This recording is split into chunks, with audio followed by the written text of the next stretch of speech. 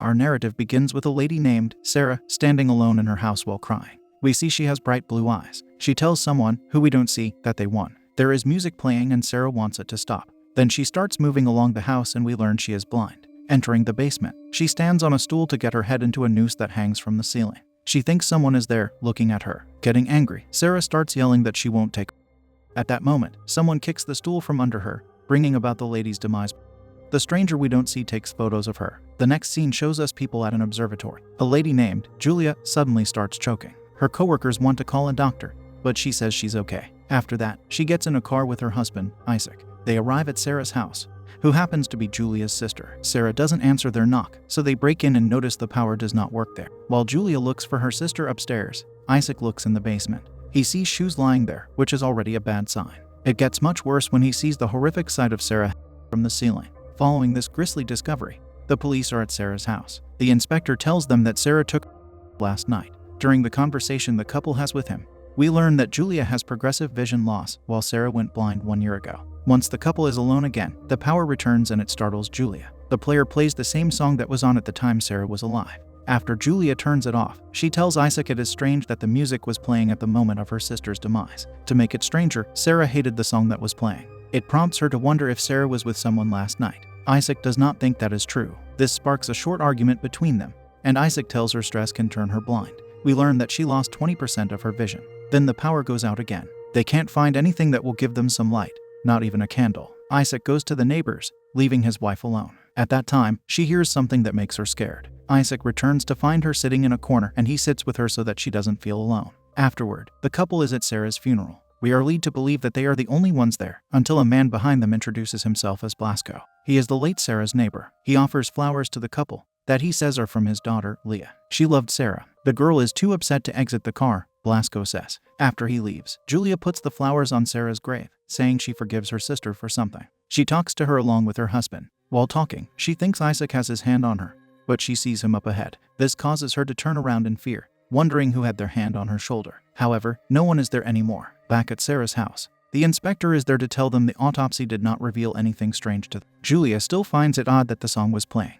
She also mentions the unusual event she had at the cemetery. The inspector says there is no evidence of anyone being with Sarah. He adds that Julia could talk to a lady who knew Sarah. To find her, Julia follows the rope in the yard. Outside, we see that rope in question. Sarah had to use it to help her find her way due to being blind. Alone with Isaac, the inspector tells him that he has to tell his wife something that only he knows. Isaac says he will wait for the right moment. We then see Julia continuing to follow the rope. It soon brings her to the house of the lady that Sarah knew. Knocking on the door shows Julia that it's open. She doesn't hesitate to enter, saying who she is once inside. Hearing our protagonist, an elder lady comes out to greet her. She is Soledad. We quickly learn she is blind too, because she wears sunglasses indoors. She apologizes for not coming to Sarah's funeral. She says she used to speak with Sarah for a long time. Lately, however, Sarah hardly talked to her. We learn from her that Sarah made new friends at a place called the Bauman Center, a place for blind people. With that information, Julia takes a taxi there. She enters a locker room and stands beside several blind ladies to hear them talk. It doesn't take long for her to hear them mention Sarah. She learns that her sister met some guy whom she dated for some months. Shortly after, one of them tells everyone to be quiet due to her sensing someone there. Her smell tells her that there is a stranger there. Upon getting caught, Julia informs them that she is Sarah's sister. She also says she wasn't spying, she just didn't want to interrupt them. The lady who sensed Julia says a man came with the ladder. When Julia says she came alone, the blind lady insists that some man is there. At that moment, Julia turns around to see someone running away. Running after the person into a dark area, she spots him. She turns the lights on before she is forced to pursue him again. Alas, whoever that man is, he manages to escape. So Julia searches for him in a new area. She walks through a narrow passage where she finds someone there. She demands that he turn around. He listens to her, but he also takes several photos of Julia. The light from the camera momentarily blinds her, which gives the man his chance to run away. How exhausting it must be to chase him for the third time. She runs outside to see that he is gone. Because the chase brought her stress, her vision gets worse. The poor lady suffers as a result. Back at Sarah's house, she finds a letter that is from Hotel Romeo. Isaac appears behind her, and she lies about being with Soledad the entire time. Yet he knows she is lying, for he went to look for her there. At that point, Julia says someone is watching them. She thinks it is Sarah's boyfriend. She then tells him the truth of what happened to her in the past hour. Not liking what she said, Isaac wants them to go home. However, Julia advises that they go elsewhere. Later, we see the place they ended up going to as Hotel Romeo. At the reception desk, Julia wants the staff to find out the name of the man who was with her sister. One of the staff members tells her he doesn't remember a man with her. The other staff member checks the computer and it says that Sarah's booking is not registered. It's like the information was deleted. Once Julia leaves, we see a man who is fixing a light there, taking interest in what he heard. After that, the couple occupies a restaurant. When Isaac leaves to use the washroom, a waiter comes to Julia. He behaves like he knows her, but she tells him he mistakes her for her sister. From talking to him, she learns that Sarah underwent an operation to regain her vision. With the waiter gone, she sits confused. Soon Isaac returns, to whom Julia passes on the waiter's information. It flabbergasts her why Sarah would end if she got her operation. Putting his hands on hers, Isaac gently tells her the operation did not work. The doctor told him yesterday. This upsets Julia, so she quickly removes herself from the table. Unfortunately, the added stress makes her vision worse. Outside, Isaac catches up to her, saying he didn't tell her earlier because he was protecting her from the truth. He thinks Sarah ended things early, out of not being able to handle being blind. What Julia wants to know is why Sarah's boyfriend is hiding, along with being absent from her funeral. Isaac guesses that he may have left her prior to her demise. Back at the hotel room, we learn that Julia had 2 seizures. Her husband is worried about that. A somewhat unnerving conversation they have prompts him to tell her to close her eyes. Once she does, he asks if she can see him. She says she cannot. He asks how she can know he is there, if she can neither see nor hear him. Julia touches him. That's her answer. Before long, they start kissing. On the next day, as Julia is alone in the lobby, the man who was fixing the light earlier comes to greet her. He is Crispulo, giving his condolences for her loss. He also says he has something that was Sarah's. Of course, this interests our heroine, and next, we see them together elsewhere. The item Crispulo gives Julia as a key. Having acquired that, she asks him about the man Sarah was with. Interestingly, Crispulo calls him invisible. He adds that the man is a vacuum. That is why no one remembers him. He gives her valuable information that the man parked his car in a certain location. There is a camera recording there 24 hours a day. Upon starting to leave, Julia gets grabbed by Crispulo. He urges her to be careful. He says the man with Sarah had very angry eyes. Thus, he warns her of the man who is possibly dangerous. As he keeps talking, he gets scared for some reason, which causes him to turn around and walk away. Then, we see what that reason is. There is a shadowy figure standing behind Julia, so she turns to start chasing him. However, she only meets Isaac back in the lobby. She informs him that the man is there, and she knows how to find him. Afterward, Julia waits alone in their car while her husband goes to retrieve the videos. It takes him a long time to return, so she comes out. She approaches a guard, asking if anyone came by for security video. He tells her a man left after he gave him copies. Following this, he looks at his monitors to see them show static. He soon finds that the wires have been cut. In the meantime, we see Crispulo taking a bath. Someone lowers a light bulb into his water, electrocuting the man to his demise. Julia talks to the police regarding her missing husband. Subsequently, we walk from someone's point of view who no one seems to see. This is probably the invisible man. At Crispulo's bathtub, the police are now there with Julia. She knows the invisible man did this to him because Crispulo was the only one who saw him. She panics, thinking Isaac is in danger, and falls to the floor. Her vision becomes even worse as a result. The next scene shows Julia with her doctor. He informs her that her operation is irreversible. He also says they have to find a donor to operate quickly. As she is leaving the hospital, she has to touch the wall for support. She then sits with Soledad, who tells Julia that Sarah never mentioned having a boyfriend.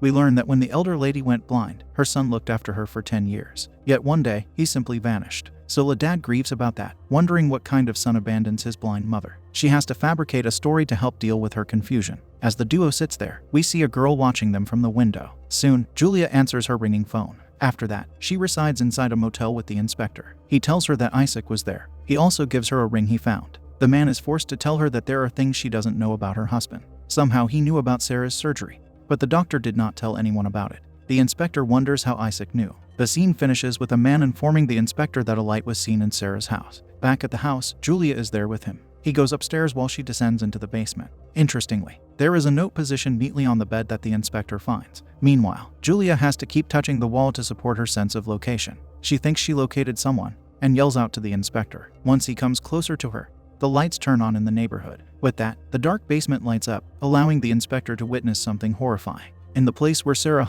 now Isaac. Perhaps thankfully, Julia does not see it. She has seemingly lost her vision completely. Afterward, the inspector visits Julia at the hospital. He says Isaac left a letter for her. It states that he and Sarah had been lovers for 6 months. Julia can only cry upon hearing this upsetting news. Later, there is some good news in the form of a donor being found for Julia's operation. After she gets it, her doctor says her eyes must be protected from light for 2 weeks. He adds that she mustn't remove her bandages. He allows her to return to Sarah's house, on the condition that a care worker will visit her every day. Furthermore, Julia wants Isaac's body kept until she can see again, so she can say goodbye to her husband. Then she gets taken to the house. There she takes out the key Crispulo gave her, asking the people who took her back what it opens. We see them trying it on different doors of the house. However, it opens none of them. Left alone, our heroine struggles to do basic things like answering a landline. She ends up crying in the corner due to her devastating situation. She is now blind along with her sister and husband being recently deceased. At a different time, a man named Ivan arrives at the house. He is her assigned care worker. The man spends hours there taking care of things for Julia. When the time comes for him to leave, he gives her a pager she can use to contact him. Yet he cannot go until he gets her into bed. She simply can't do it on her own, not with her blindness being new to her. At night, she wakes up and someone puts their hand on her. Her thinking that it's Isaac proves to be correct. She wonders how this can be. Once they hug, he starts removing the bandages because he wants her to see him. But she resists his attempt. At that moment, Sarah appears to sit on her, assisting Isaac in his removal of the bandages. Fortunately, that was a nightmare. What isn't a nightmare is that she hears someone walking in the house. This causes her to page Ivan. Knowing where she is, he starts instructing her on how she can exit the house. Meanwhile, we see a door open, behind which someone watches Julia. As the blind lady walks, she gets startled hearing someone behind her. Luckily, she exits the house. Right after she does, someone grabs the key on the wall. Outside, the police tell her there is no evidence that someone entered the house. Later, she is back at the house with Ivan. He helps her remove her bandages without opening her eyes. The man does it to give her new ones. Shortly after, we see a montage of him helping her do everyday things. At least 1 week has passed with him helping her. We never get to see the man's face. Then we observe from someone's point of view how they ascend to the upper floor. The person comes to the medical toolkit on the table to open it. Following this, Ivan sits outside with Julia. She is celebrating that in 4 days, her bandages will come off and she will see again. She tells Ivan that the best thing she's ever seen in her life is the sky in the Sahara. That is where she met Isaac. She talks about how they both spent the night staring at it. Isaac told her that he didn't need to look up to see the universe because he could see it in her eyes. She touched Isaac before, the same way she now touching Ivan. That is when she feels like they were one person. We see how Ivan has turned to Isaac. He promises Julia that everything will be okay. During their kissing session, Isaac transforms back to Ivan. He tells the lady he can't do this. Therefore, he starts leaving. At night, she struggles to sleep. She takes the ring that lies beside her. The toolkit is also there, and someone's arm reaches for it to take a syringe out. Julia wakes up, knowing that the man is there. His presence makes her start running away. She manages to go outside, where she yells for help. Blasco reaches her before taking the frightened lady to his house. Once there, she wants him to call the police. He picks up the landline, telling her there is no signal. After that, he passes by a wall where the special key resides. It creates a sound that allows Julia to hear it. She manages to collect it. Since she finds it at his house, she decides to check the landline if the signal is truly out. Blasco lied to her, for there is a signal after all. At that moment, he appears behind Julia to grab her. He starts touching her inappropriately. He then leaves to get her some water, giving her a chance to run out of the house. In a short time, Blasco searches for her outside. Yet the sightless lady manages to hide from the man with sight. She pages Ivan, who soon comes to her. She tells him she wants them to go to his place. The next scene we see the duo there. He assures Julia he won't let anyone hurt her. Afterward, he says he will leave but will return quickly. The moment he does, she hears something and goes to find out what it is. All she finds is an open window that she closes. Suddenly, someone touches her. It is none other than Leah, Blasco's daughter. Of course, Julia is scared. She starts backing away from the daughter of the man who not only lied to her, but also stole her key. However, Leah says her dad has nothing to do with this. She adds that he is merely lonely. Leah claims to be the one who stole the key along with spying on Julia. She also says there is a monster on the street that no one can see. However, Julia does not want to hear any of this due to her confusion mixed with fear. At that point, Leah says the monster is Ivan. She also reveals that Isaac did not take his because he loved Julia. Furthermore, she says Ivan forced Isaac to write the note the inspector found. His wall is covered with pictures of Julia and her sister. To make Julia believe her, Leah takes her to the front door and tells her to use the key on it. The problem is that Julia does not possess the key. Then, the door opens, prompting Leah to hide. After Ivan enters, Julia tells him she can't find her key. It is the only evidence she has to incriminate Blasco. We see the man pretending to walk to another area to pick it up. He says she must have dropped it. The suspicious thing is that he wants to hold onto it instead of giving it to her. Ivan sits her down before going to the kitchen to make some tea. Leah appears again, telling Julia he is lying. She tries to help the lady escape, yet the front door is locked. Because of that, Leah instructs Julia to meet her in the washroom. She leaves and Julia does what the girl wanted. From there, she hears a noise. She waits for Leah for some time. As she waits, she decides to remove her bandages. Additionally, she opens her eyes despite still needing to wait 4 more days. It is partially her lucky day, for she can see. Julia exits the washroom to enter a room with lights. Those lights focus on a wall that has over 100 photos of her and her sister. This sight is nothing short of horrific to our heroine. She backs away from that room in shock. After that, she walks elsewhere, whispering for Leah. To her dismay, she finds the poor girl with a knife stuck in her mouth. The first thing she starts seeing upon regaining her sight are things blind people are fortunate not to see. It causes her to get down on the floor to cover her eyes. Conveniently, that is when Ivan approaches her. Julia's crying confuses him. She tells him that Leah came to her, telling Julia bad things about Ivan. He sees that she's not wearing her bandages anymore, but she tells him she can't see anything, so he kneels to look at her eyes. This is the moment we finally see his face. He tests the truthfulness of her words by bringing the knife he used to end Leah to her face. The lady does not flinch, saying the operation did not work. All he can say is that he's sorry. In the next scene, Ivan calls Julia's doctor for her. However, he's not talking to the man, he's simply holding the phone to his shoulder. Of course, Julia sees this fakeness. Later, she witnesses him dragging the lifeless Leah. Soon the wicked man joins her in the kitchen to make tea for both of them. She watches how he pours some drops into her cup. Sitting with her, he tells Julia he didn't expect her to kiss him. What he wants is to be with her. She then smartly asks him if he put sugar in her tea.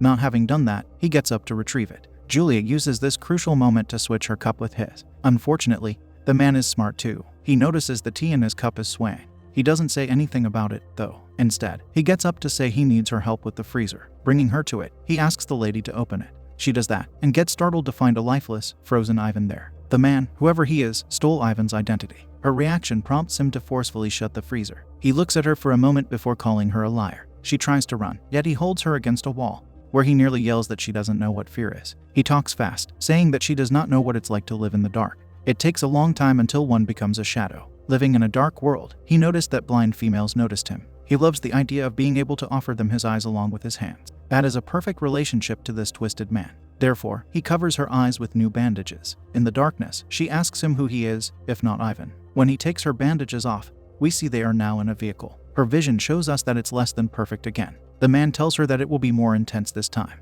He gets out of the vehicle to be by her side, but she locks her door in his before driving away. They are in a narrow area that does not allow her to drive far, so she gets out to start running. The area they're at is close to Sarah's house. Due to her deteriorating eyesight, she uses the rope to get to Soledad's house. The man chases Julia, though he doesn't follow her inside. She informs Soledad there is a murderer nearby. It doesn't take long for him to appear. Seeing him, she announces to the homeowner that he's there. She adds that he made Sarah go blind, and he wants to do the same to her. Julia wants the woman to call the police. The vile man tells Soledad not to do it. Shockingly, he ends his sentence with the word mom. He tells her he's back home. Julia tells the woman her son murdered her sister. Soledad wants to know from her son if this is true. We see the man is somewhat nervous, not wanting his mother to know what he did. Sadly, Soledad uses the phone to knock Julia unconscious. Alone with his mom now, he notices something strange. There is a used candle, along with reading glasses, lying on an open book in that room. These things indicate sight. Then his mother looks straight at him, saying she knew he would come back. She adds that without her, he is nothing. He is even invisible. What he wants to know is when she was able to see. He gets angry, putting his hands on her. The man never gets his answer. It doesn't matter, because he suddenly injects her with something that will make her blind again. For some reason, he wants his mom blind too. Later, Julia wakes up in the basement of Sarah's house. The man is there with her, saying that she should not worry. He will be there for her in her time of darkness. Julia says she will never love him. Hearing those upsetting words, he gets angry and grabs her. He tells the lady that she might not know it, but she loves him. He also says she is nothing without him. Interestingly, he disparages himself too, saying he's merely a shadow without her. The moment he starts kissing her, she reaches for the knife in his pants. After taking it, she stabs him in the leg. This allows her to flee from the basement. She locks the door on her way out. Julia tries to exit the house, yet it is locked at every possible exit. So she starts using the landline to call the inspector. She manages to tell him the vital information before the man who is obsessed with her disconnects the phone wires. As he bangs on the door, Julia gets the idea to shut off the power. He breaks through it just in time for her to shut it off. Now, he must live in the world of the blind. The man starts using his camera to produce momentary light. On one of his flashes, Julia strikes him with something that brings him to the floor. Thinking he is unconscious, she checks on him. However, he is very conscious and attacks her angrily. The man chokes the poor lady while she reaches for his camera. When she collects it, we don't see what happened. We can only assume she took his picture to get him to come off. The police then break into the house. Julia gets up to steal the inspector's flashlight. She uses it to shine the light on her obsessed perpetrator. Doing that, she yells to the inspector if he can see him. Thankfully, he can, instantly ordering the man who was invisible for a long time to put down his knife. All the twisted man says is for them not to look at him. Since there is no way out of this, he uses the knife to put in. The final scene shows our heroine at the hospital, where she learns that she will go blind before dawn. Julia wants to look at Isaac in her last moment of vision. The doctor takes him out of the mortuary cabinet, giving Julia her last look at him. His eyes appear strange to her. The doctor informs Julia that he donated them to her. The poor lady cries, saying she misses Isaac. Afterward, she finds a mirror to look into. She remembers he told her that upon looking into her eyes, her husband could see the universe. We hear his voice telling her he still can. Then, we zoom into her pupil, which shows a view of outer space.